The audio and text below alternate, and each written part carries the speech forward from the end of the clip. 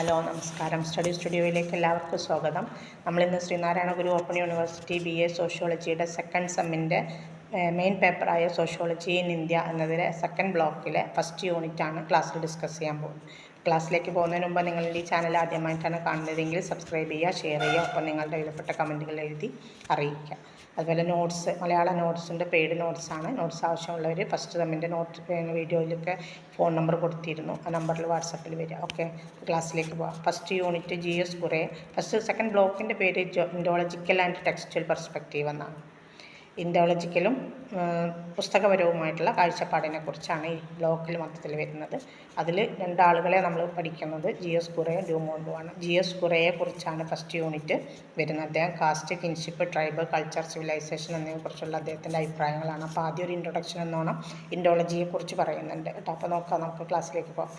കിഴക്കിൻ്റെ ചരിത്രവും സംസ്കാരവും പഠിക്കാൻ, അതായത് പൗരസ്ത്യ ലോകത്തിൻ്റെ ചരിത്രവും സംസ്കാരവും പഠിക്കാൻ അനുയോജ്യമായ ഒരു അക്കാദമിക വിഭാഗമാണ് ഇൻഡോളജി. ഇത് ഓറിയൻ്റൽ പഠനമെന്നും അറിയപ്പെടുന്നുണ്ട്. ഫ്രഞ്ച്, ജർമ്മൻ സർവകലാശാലകളിലും ഇൻഡോളജി അതിൻ്റേതായ ഒരിടം നേടിയിട്ടുണ്ട്. ജർമ്മൻ ഇൻഡോളജിസ്റ്റുകൾ ഇന്ത്യയിലെ സാഹിത്യത്തെയും സംസ്കാരത്തെയും കുറിച്ച് വിപുലമായ പഠനം നടത്തിയവരാണ്. ജർമ്മൻ ഇൻഡോളജിസ്റ്റായ മാക്സ് മുള്ളർ വേദങ്ങളിലെ ഏറ്റവും സങ്കീർണമായ ഋഗ്വേദം പരിവർത്തനം ചെയ്ത വ്യക്തിയാണ്. മിഷണറിമാരും കോളനിക്കാരും ഓറിയൻ്റലിസ്റ്റുകളും ഇൻഡോളജിക്കൽ വീക്ഷണത്തിൻ്റെ വക്താക്കളാണ്. ഒരു വിഷയമെന്ന നിലയിൽ ഇൻഡോളജിക്കൽ പഠനങ്ങൾ ഈ സ്വാധീനങ്ങൾ കീഴിൽ ശരിയായ രൂപം പ്രാപിക്കുകയും ഇന്ത്യൻ സംസ്കാരത്തെക്കുറിച്ച് ഗണ്യമായ വിവരങ്ങൾ നൽകുകയും ചെയ്തിട്ടുണ്ട്.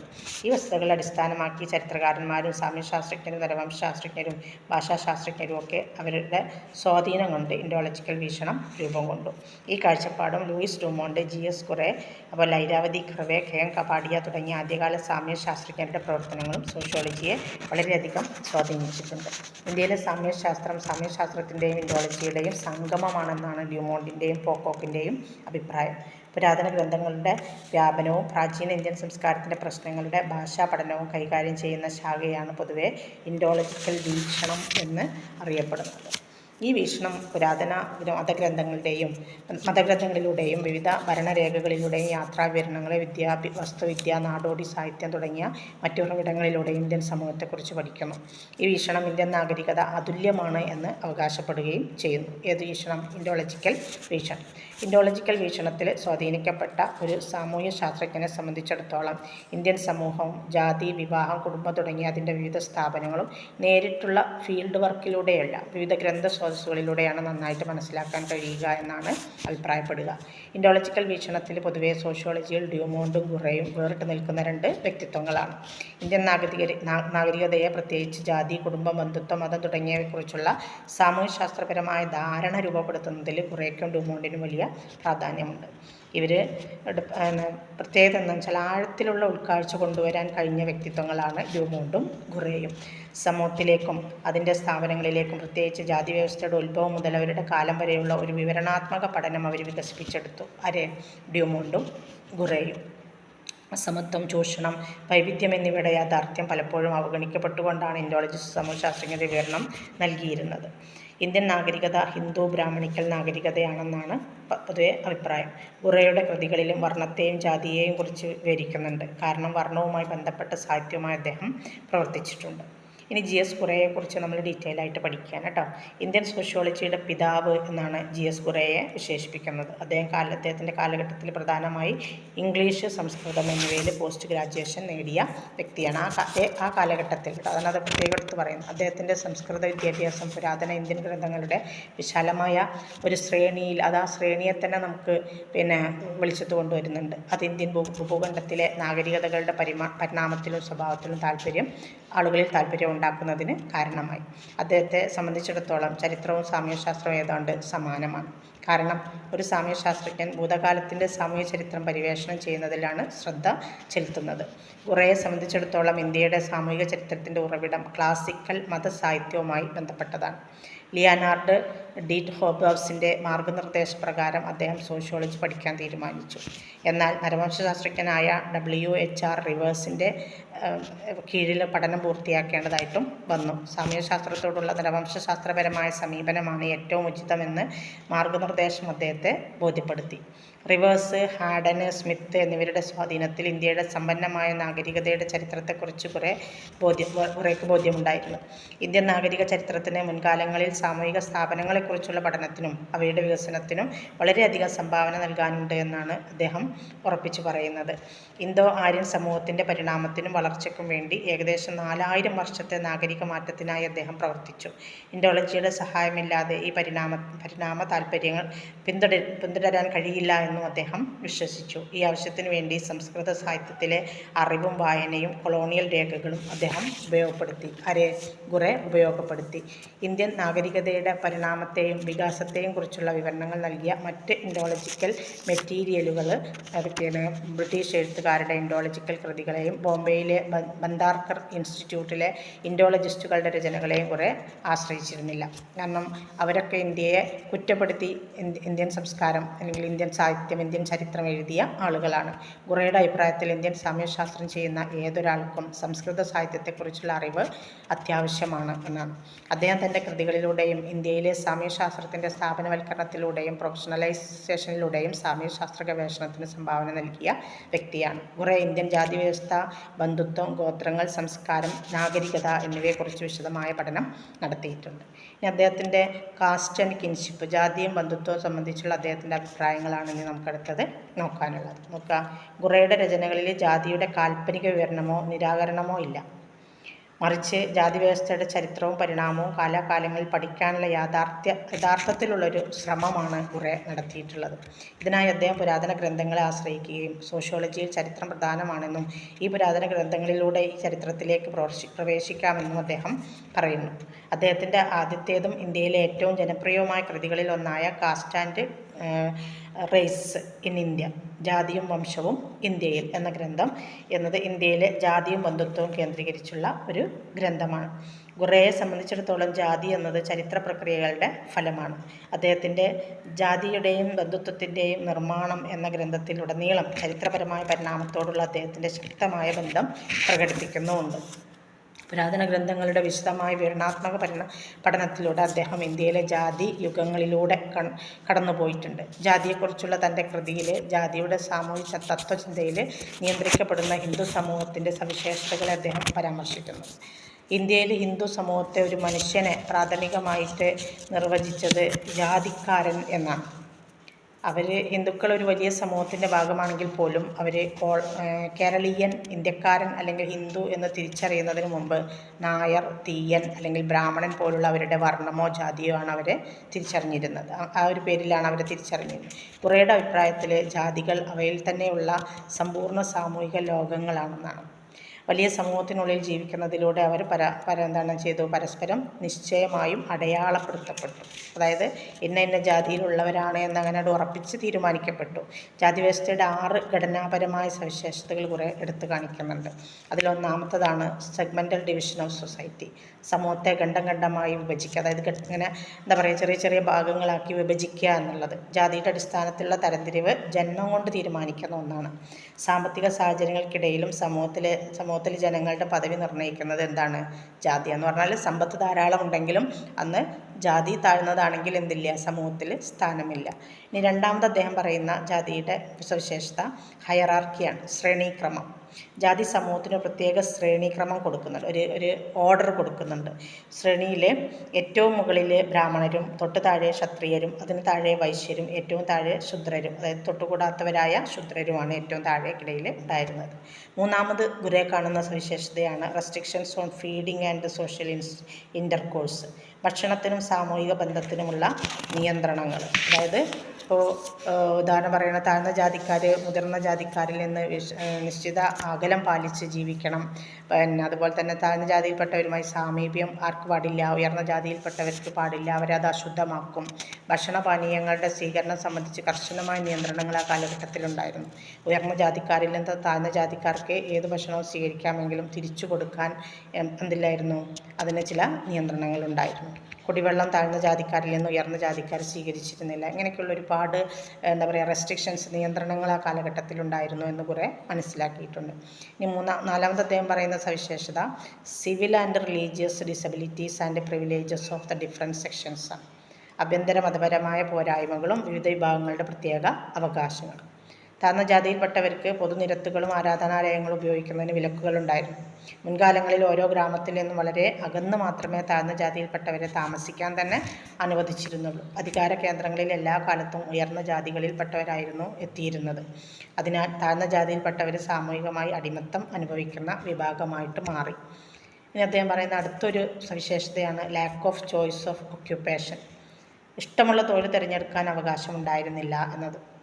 വർണ്ണവ്യവസ്ഥ ജാതികൾ അവയുടെ പദവിക്കനുസരിച്ച് തരംതിരിക്കുകയും അവയോരോന്നിനും ഏർപ്പെടാൻ സാധിക്കുന്ന തൊഴിലുകൾ ഏതൊക്കെയാണെന്ന് മുൻകൂട്ടി നിശ്ചയിക്കുകയും ചെയ്തിരുന്നു. പരമ്പരാഗതമായി ഏർപ്പെട്ടിരുന്ന തൊഴിലുകളിൽ മാറ്റങ്ങൾ വരുത്താനുള്ള അവകാശം ഒരാൾക്കും ഉണ്ടായിരുന്നില്ല. ഇനി ലാസ്റ്റ് പറയുന്നത് റെസ്ട്രിക്ഷൻസ് ഓൺ മാരേജ് ആണ്, വിവാഹ നിയന്ത്രണങ്ങളാണ്. സ്വന്തം ജാതിയിൽ നിന്ന് മാത്രമേ ജീവിത പങ്കാളിയെ തിരഞ്ഞെടുക്കാനുള്ള അനുമതി അക്കാലഘട്ടത്തിൽ ഉണ്ടായിരുന്നുള്ളൂ. അതിനൊരുപാട് നിയന്ത്രണങ്ങളും ഉണ്ടായിരുന്നു. സ്വജാതി വിവാഹം ജാതി വ്യവസ്ഥയുടെ അടിസ്ഥാനമായിട്ടാണ് കണക്കാക്കിയിരുന്നത്. ഓരോ ജാതിയിലും നിരവധി ഉപജാതികൾ ഉണ്ടായിരുന്നു. ഓരോ ഉപജാതിയും വിവാഹ കാര്യത്തിൽ പറഞ്ഞ നിബന്ധനകൾ കർശനമായിട്ട് പാലിക്കുകയും വേണം. ഇത്രയാണ് ആര് കാണുന്ന സവിശേഷതകൾ, ജാതി വ്യവസ്ഥയ്ക്ക് ഖുറേ കാണുന്ന സവിശേഷതകൾ. ഖുറേ ബന്ധുത്വ പ്രവർത്തനങ്ങളെക്കുറിച്ച് സംസ്കൃതം, ഗ്രീക്ക്, ലാറ്റിൻ പാരമ്പര്യങ്ങളിലെല്ലാം ഗവേഷണം നടത്തിയ വ്യക്തിയാണ്. സംസ്കൃതത്തിൽ കാണുന്ന പതി എന്നതിന് തുല്യമായി ഗ്രീക്ക് പാരമ്പര്യത്തിൽ അദ്ദേഹം പോസിസ് എന്നും ലാറ്റിൻ പാരമ്പര്യത്തിൽ പാത്തിസ് എന്നും അദ്ദേഹത്തിന് കാണാൻ കഴിഞ്ഞു എന്നാണ് പറയുന്നത്. ഈ വാക്കിൻ്റെയൊക്കെ അർത്ഥം എന്താണ്? മാസ്റ്റർ അല്ലെങ്കിൽ അധിപൻ എന്നാണ്. ഇന്ത്യയിലെ ജാതിയെക്കുറിച്ചും ബന്ധുത്വത്തെക്കുറിച്ചും നിരീക്ഷിക്കാൻ വേണ്ടി കുറേ സാംസ്കാരിക, ചരിത്ര, സാമൂഹ്യശാസ്ത്ര രീതി വികസിപ്പിച്ചെടുത്തു. ഇന്ത്യൻ സമൂഹത്തെക്കുറിച്ച് പഠിക്കണമെങ്കിൽ ജാതി, ബന്ധുത്വം ഇവ രണ്ടിനെക്കുറിച്ച് പഠിക്കൽ നിർബന്ധമാണ് എന്നാണ് ഖുറേയുടെ വാദം. ഇനി അദ്ദേഹം ഗോത്രത്തെക്കുറിച്ച് പറയുന്നു. ട്രൈബ്സിനെക്കുറിച്ച്, ഇന്ത്യയിലെ ട്രൈബ്സിനെ കുറിച്ച്, ഗോത്രത്തെക്കുറിച്ച് എന്താ പറയുന്നത് നോക്കാം. The scheduled tribes in India, the burning cauldron of north east India എന്നീ 2 രചനകളിലൂടെ ഖുറേ ഇന്ത്യൻ ഗോത്രങ്ങളെക്കുറിച്ച് വിവരിച്ചത്. ഖുറേയുടെ ദേശീയതാൽ സ്വാധീനിക്കപ്പെട്ടതാണ് അദ്ദേഹത്തിൻ്റെ ഗോത്രസങ്കല്പം. അദ്ദേഹം ലോകരാഷ്ട്രങ്ങളിൽ ഒരു താരതമ്യ പഠനം നടത്തുകയാണ് ചെയ്തത്. ആരാണ് സംസ്കാരങ്ങളെ സമന്വയിപ്പിച്ച് രാഷ്ട്രനിർമ്മാണത്തിനാവശ്യമായ വലിയ ഗ്രൂപ്പുകളാക്കി മാറ്റുന്നത് അദ്ദേഹം അന്വേഷിച്ചു. രാഷ്ട്രനിർമ്മാണത്തിന് ഇത്തരം ചെറിയ ഗ്രൂപ്പുകളെ ഒന്നിപ്പിക്കേണ്ടത് നിർണായകമാണ് എന്ന് ഖുറേ ഊന്നി പറയുകയും ചെയ്തു. സംസ്കൃതത്തിൽ പരാമർശിക്കുന്ന ഹിന്ദു സമുദായത്തിൽ അനേകം താഴ്ന്ന ജാതിക്കാരുണ്ടായിരുന്നു. അവരെ ഗോത്രങ്ങൾ എന്നാണ് വിളിച്ചിരുന്നത് എന്നാണ് ഖുറേയുടെ വാദം. ഹിന്ദുമതം സ്വീകരിച്ച ഇന്ത്യയുടെ കേന്ദ്രഭാഗത്തുണ്ടായിരുന്ന വിവിധ ഗോത്രങ്ങളെക്കുറിച്ച് അദ്ദേഹം വിശദമായിട്ട് അവതരിപ്പിക്കുകയും ചെയ്തിട്ടുണ്ട്. ഈ ഗോത്രങ്ങളുടെ ഹിന്ദുമതത്തിലേക്കുള്ള പ്രവേശനം ഒരു ദീർഘകാല പ്രക്രിയയാണെന്നാണ് അദ്ദേഹത്തിൻ്റെ വാദം.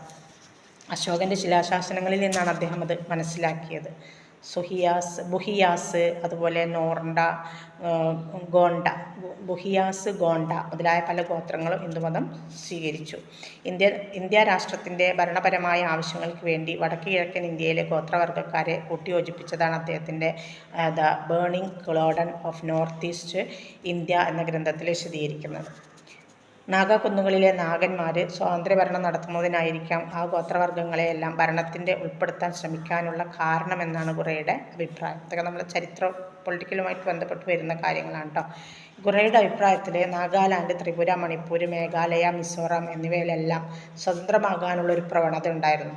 അതായത് ഇന്ത്യ വിട്ട് പോകുമ്പോൾ ഇന്ത്യ പാകിസ്ഥാനായിട്ട് 2ആയിട്ട് വിഭജിച്ചിട്ട് ബ്രിട്ടീഷുകാർ പോയില്ലേ, അന്ന് അവർ ഒരു നിബന്ധനയുണ്ട്. എന്താണ്? നാട്ടുരാജ്യങ്ങൾക്ക് ഇന്ത്യയിൽ ചേരണമെങ്കിൽ ഇന്ത്യയിൽ ചേരാം, അതല്ല പാകിസ്ഥാനിൽ ചേരണമെങ്കിൽ പാകിസ്ഥാനിൽ ചേരാം, അതുമല്ല സ്വതന്ത്ര രാജ്യമായി നിൽക്കണമെങ്കിൽ അങ്ങനെയും ചെയ്യാമെന്ന് പറഞ്ഞപ്പോൾ അതിൽ സ്വാതന്ത്ര്യം ആകാൻ ആഗ്രഹിച്ച ചില രാജ്യങ്ങളാണ് ഇപ്പോൾ ഈ പറയുന്നത് കേട്ടോ. മിസോറാമൊക്കെ സ്വാതന്ത്ര്യത്തിന് വേണ്ടിയിട്ട് വാദിച്ചു. അതുകൊണ്ട് തന്നെ അവയെ ഇന്ത്യയിൽ ലയിപ്പിക്കുക എന്നത് പ്രയാസമായിരുന്നു എന്നാണ് ഖുറേ പറയുന്നത്. സമൂഹത്തിലെ ദരിദ്ര വിഭാഗം എന്നതിലുപരി ഇവരെ പിന്നോക്ക വർഗ്ഗക്കാരായി ചിത്രീകരിക്കുന്നതിന് ഒരുപാട് കാരണങ്ങളുണ്ടെന്നാണ് ഖുറേ പറയുന്നത്. ഹിന്ദു സമൂഹത്തിന് കിട്ടിയിരുന്ന പ്രത്യേക അവകാശങ്ങൾ കിട്ടണമെന്ന ധാരണയിലാണ് ഈ ഗോത്രങ്ങൾ ഹിന്ദുമതത്തിൽ ചേർന്നതെന്ന് ഖുറേ പറയുന്നു. ആദിവാസി എന്ന പേരിൽ ഒരു പ്രത്യേക ഗോത്രത്തെ മാറ്റി നിർത്തുന്നതിനോട് ഖുറേക്ക് യോജിപ്പില്ലായിരുന്നു. അദ്ദേഹം ഈ ഗോത്രങ്ങളെയെല്ലാം ഒന്നിച്ചെങ്കിൽ മാത്രമേ രാഷ്ട്രത്തിൽ ഐക്യമുണ്ടാകൂ എന്ന അഭിപ്രായക്കാരനാണ്. കൾച്ചർ ആൻഡ് സിവിലൈസേഷൻ, സംസ്കാരത്തെയും നാഗരികതയെയും കുറിച്ച് എന്താണ് ഖുറേയുടെ അഭിപ്രായം എന്നാണ്. WHR റിവേഴ്സിൻ്റെ സാംസ്കാരിക വ്യാപന സങ്കല്പമാണ് ഖുറേയെ സ്വാധീനിച്ചത്.